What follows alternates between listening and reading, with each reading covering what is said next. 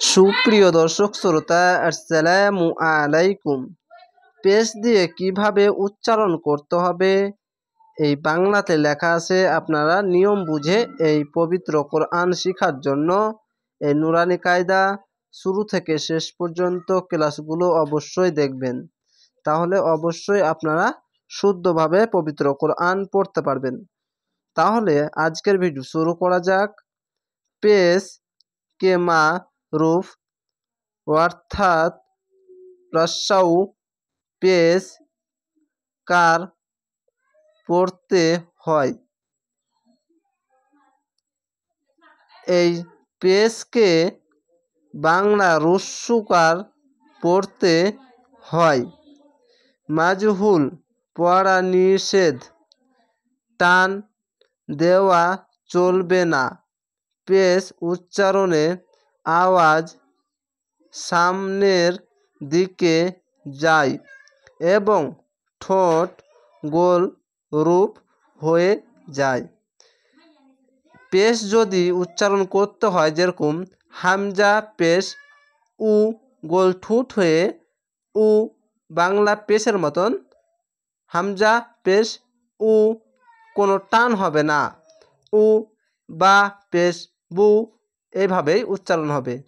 আলিফকে হামজা কেন বলছি?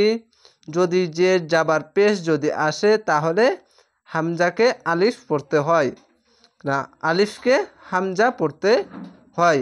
হামজা পেশ উ, বা পেশ বু, তা পেশ তু, সা পেশ সু। প্রত্যেক শব্দ যেরকম আলিফ বা তা সা করে শিখালছিলাম, সেরকমই হালকা জিহ্বা বের করে সা পেশ সু এইভাবেই উচ্চারণ করবেন, যে যাবার পেশ যাই আসুক না কেন। জিম পেশ জু, হ্যা পেশ হু, খ পেশ হু, দাল পেশ দু, জাল পেশ জু। এটাও হালকা জিহ্বা বের করে পেশ উচ্চারণ করবেন। জাল পেশ জু, র পেশ রু, জা পেশ জু। এটাও ঝিনঝিনা করে পড়তে হয়, ঝিনঝিন করে আওয়াজ করেই পেশ দিয়ে উচ্চারণ করবেন। জা পেশ জু, সিন পেশ সু, সিন পেশ সু, সদ পেশ সু, দদ পেশ দু। এখানে দেখেন এটাও সু সু সু উচ্চারণ হচ্ছে। আমার ক্যামেরাতে বা রেকর্ডিংয়ে এরকম দেখতে লাগে, কিন্তু এরকম নয়। এটি সিস্কি মেরে হবে সিন পেশ সু, আর এটা তালিবাস স।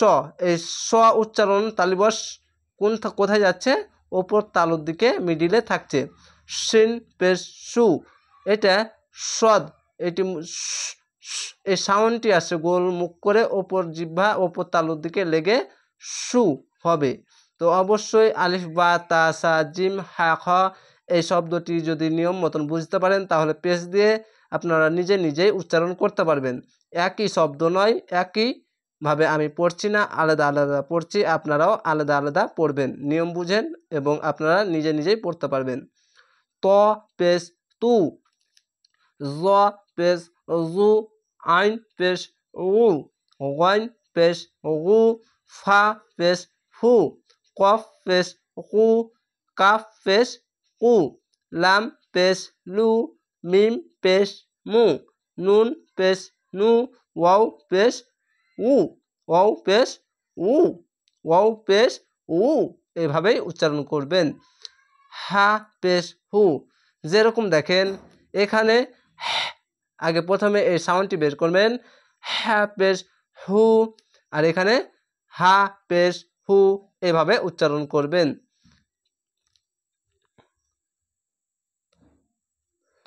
নুন পেশ নু, ওয়াও পেশ উ, উ, হা পেশ হু। এখানে দেখেন এই সাউন্ডটি বের করবেন, পেশ হু, আর এখানে হা পেশ হু। হামজা পেশ উ, এখানেও হামজা পেশ উ। এই শব্দ আর এই শব্দ একই। ইয়া পেশ ইউ, ইউ, ইয়া বলে ইউ বলতে হবে। ইয়া পেশ ইউ। দুটি শব্দ একই, লিখতে আলাদা আলাদা কিন্তু শব্দ একই। তো অবশ্যই আপনাদেরকে বোঝাতে পেরেছি। পেশ দিয়ে কিভাবে উচ্চারণ করতে হবে দেখেন এখানে, অনুশীলনী মানে পেশ দিয়ে এবং জাবার দিয়ে এবং জের দিয়ে এভাবে আপনারা বানান করে রিডিং পড়তে পারবেন। কেন?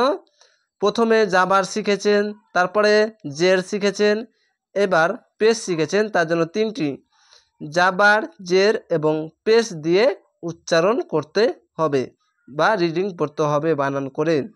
র পেশ রু, সিন পেশ সু, রসু, লাম পেশ লু, রসুলু, সিন পেশ সু, দাল পেশ দু, সুদু, সিন পেশ সু, সুদু সু, ফা পেশ ফু, কফ জের কি, ফু কি, দাল জাবার দা, ফু কি দা, কফ পেশ কু, তা জের তি, কুতি, লাম জাবার লা, কুতি লা, নুন পেশ নু, কাপ জের কি, নুকি, শিন জাবার সা, নুকি সা, কাপ জাবার কা, র পেশ রু, কায়রু, মিম জাবার মা, কায়রু মা, আইন পেশ উ, লাম জের লি, উ লি, মিম জাবার মা, উ লি মা, হা পেশ হু, দাল জের দি, হু দি, ইয়া জাবার ইয়া, হু দিয়া।